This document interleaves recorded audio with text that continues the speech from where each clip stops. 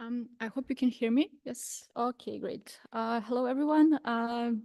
I'm actually really excited to be here, and absolutely no pressure at all because this is the last talk before the social event and free afternoon. So, yeah, and me.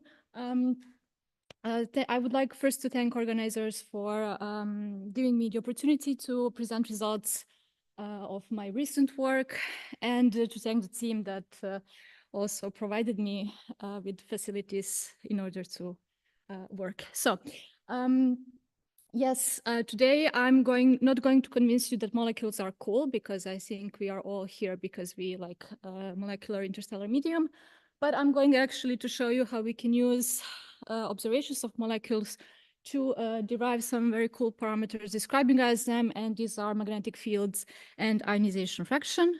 So this is just a brief overview of the talk. The first part actually will take mostly about magnetic fields, and then if there is some time, I'll present some very preliminary results on ionization fraction in this actually region here on the left. So let's start. We know that molecular gas in the interstellar medium is actually partially ionized because we detect these molecular ions such as Hc+, Dco+, and 2H+, and so on. That means that there are electrons, and where are electrons, there is magnetic field. And this is actually nice because then we know if we want to study and understand how stars form, we actually really need to take into account all these processes that can prevent gas from collapsing and that are acting against gravity.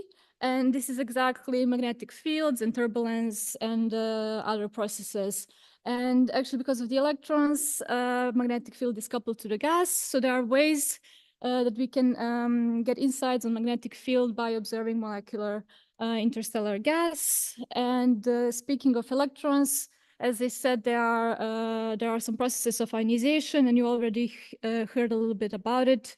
And because of these processes, we can also actually using molecules chase this ionization fraction. And this is exactly the scope of my talk. And basically, because of that, we know that magnetic fields and electrons are some of the fundamental parameters explaining and describing the interstellar medium. However, what's the catch? Is that these parameters are not directly observable, and this is exactly where millimeter astronomy comes in. But before I start presenting the observations, I just want to briefly introduce ways that we can compute magnetic field strength and also how to compute the ionization fraction. So let's start first with magnetic fields. As I said, it's not directly observable. So one way to derive magnetic field and just to get insights on its direction is actually by looking at dust polarization. So we know that dust is linearly polarized, and we already heard the beginning of this week the theory that describes this behavior. But what I would really like you to take from this slide is that if we want to trace magnetic fields, we observe dust polarization, and then we know the direction of magnetic field. However, if we want to know how strong magnetic field is, we have to have insights on the local conditions of molecular gas, and these are actually shown in this equation here on the right, and these are the level of turbulence of gas and also the gas density. So, and then if we measure these two parameters together with the noise in the distribution of magnetic field direction, we can get the strength of magnetic field. Now, if you want to derive ionization fraction, there are many, many different ways to do that, although each of these methods requires certain assumptions. So it is actually not really straightforward to do so. And traditionally, we use deactivated species such as Dco+ relative to, for instance, Hco+, assuming a certain chemical network. And then we can derive the ionization fraction. However, using these lines, such as Dco+, it limits us toward very few regions in the Milky Way, actually toward the regions where we can detect these lines. So recent work from our team actually derived and proposed a set of different molecular lines that can be used actually to trace the ionization fraction. And this is exactly what I'm going to do in the case of Orion B. And there are basically two ways to compute the ionization fraction from either intensity ratios or column density ratios for two types of medium, because we have to distinguish medium by density, because there are different processes that can impact ionization in these two regions. But what we need actually indeed to know for measuring ionization fraction, at least in this case, is just to directly measure the integrated intensity of a molecular line and then build line ratios, and we are already there. Now I'll move to observations. So if you didn't get it by now, I'm using observations of Orion B. This is a nearby giant molecular cloud. And actually, if you like astrophotography, this right area of this figure is actually very quite photogenic. So it's pretty awesome. And we are using ERM 30-meter observations. And it took quite some time to map this entire cloud, which means that we are dealing with huge data set at a very impressive spatial resolution. And we also have detected plenty of different molecular lines. And since the data set is huge, we also, the team works with together with data scientists in order to interpret these results to give a nice example of how giant molecular cloud looks like. And we are just trying to tackle this problem from different perspectives.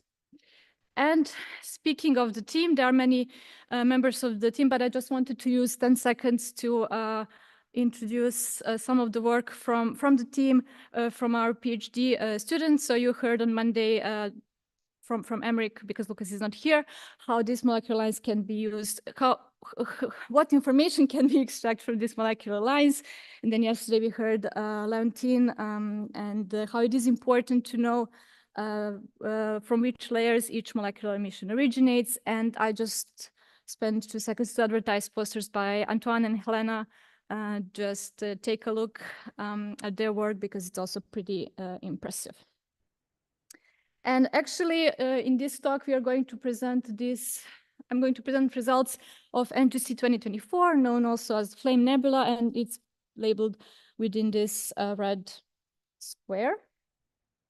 And actually, this is the most massive actively star-forming region in Orion B. It's relatively nearby. And it's so far my favorite nebula because, well, it looks impressive, and it also shows complex geometry, and there are many processes happening in there. So in the background of this image, there are embedded sources. There is active star formation ongoing, and in regions where we see star formation, we also see effects of stellar feedback. So these black lines actually are my attempt to show the ionization edges actually in this area, but that's not everything here. So in the front, there is this dusty filament that's also very interesting, because it's not directly heated by stellar radiation as opposed to these areas here. And we know that there is active star formation in this filament as well. And we also know that in this region, besides that, we know that it's turbulent. We also know that there are some compressible motions which explain star formation. So the first work that I'm going to present is actually a paper published earlier this year. And the main goals were to analyze magnetic fields and so its properties and strength across this region. And to do that, together with millimeter molecular line emission, we also used data set from Hawk Plus instrument from Sophia that was unfortunately shut down. So we use far infrared dust polarization measurements, and that dust actually is heated by UV radiation from stars. So with these molecular lines, CN and Hc+, we are actually probing the gas that's impacted by the stellar feedback in NGC 2024. And this is the polarization map of NGC 2024. So the intensity is in the background. And then I don't know if the last few rows can see, there is also direction of magnetic field in this image, because we can directly trace this from dust polarization. And what we see to first order is that the magnetic field lines are actually tracing the morphology of the gas. And it's quite interesting that we see here that magnetic field lines are basically horizontal. And if we know that the star formation is happening somewhere here, we know that the gas, that the stellar radiation pushes the gas. And then we basically have that magnetic field lines are parallel to the edges of the expanding H2 region. And we also note some areas where we see that this magnetic field direction is actually perpendicular, which can be sign of some gravitational instability.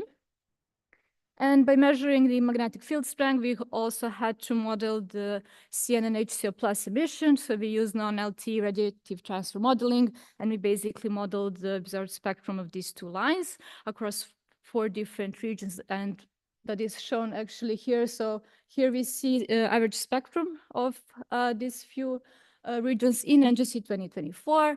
And in color is actually the model that describes the observed spectrum. We had, so here are listed some of the assumptions we used for this work. Very important were actually collisional parameters that we needed to acknowledge, and also the fact that CN has a hyperfine structure that we can see here as well. And so this was our input. And then from this modeling, we inferred the density and the turbulence, so the line width of these 2 emission lines. And then the next step is actually to present results on the strength of a magnetic field. But before that, because I forgot about this slide, it's just to have some insights on what is the gas density in this area. And we see from this figure that in the eastern part of the bubble, then the density is the highest, and on the and then the filament is also quite dense, and but it shows some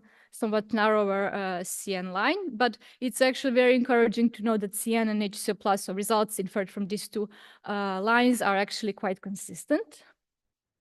And these are the measurements of magnetic field strength. So we find that it varies across NGC 2024. And what is actually very interesting is that the magnetic field is the strongest on the eastern side of the expanding H2 region, and it's quite low on this other side. And from the line of sight magnetic field component results that were published several years ago, we know that the magnetic field here is stronger than on this side, which actually can, together with our results, suggest us that the total magnetic field, the vector of magnetic field, is changing its direction from east to west.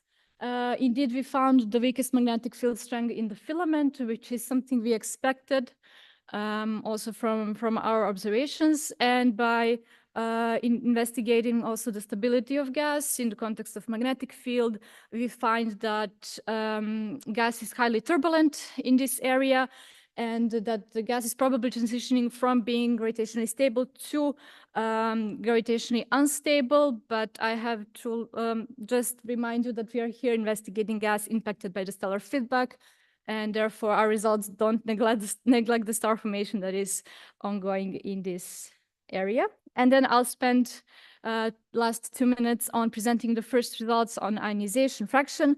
I have to tell you, this is still work in progress, so please take all these results with like a pinch of salt, because they are not fully final yet. And to proceed with this study, we used entirely the data set from IRM 30-meter telescope and analytical models provided from our team. And we actually distinguished NGC 2024 as 2 different mediums, so the translucent gas and dense gas. And to infer ionization fraction in these 2 regions, we used these mentioned molecular emission that are sensitive to dense gas, but also sensitive to UV external field. And this is how the G node, so the parameter that describes how strong radiation field is relative to to gas density looks in NGC 2024, and we see there are a few different regions. So there we see that the filament is actually dense, but also a dense region, but shows low G node over N, as opposed to these parts that are dust heated areas. And this is actually important just for the interpretation of our results later. And actually translucent area in this region is actually close to the very edge of this image, just to put you into perspective. And the results saying this, so depending on the tracer to derive ionization fraction we use, of course, we get different values of ionization fraction. Of course, it varies across NGC 2024. And if we use CN to N2H plus ratio, we get the ionization fraction varies from 10 to the minus 7 to 10 to the minus 6.5. And if you use C18O to HC plus, we get somewhat lower ionization fraction, which is consistent with those results that we know that come about ionization fraction in dense medium. And then regarding the translucent gas, we find that the ionization fraction is higher, which we expect, and it's from 10 to the 5 to 10 to minus 4.5. But indeed, these results have some caveats, and there is way more that we have to work on and explore in this case. And a final half minute of my talk will be just summarizing these results. So in last 15 minutes, I presented you some of the work I have been done over the last 2 years within Orion B and as part of the Orion B team.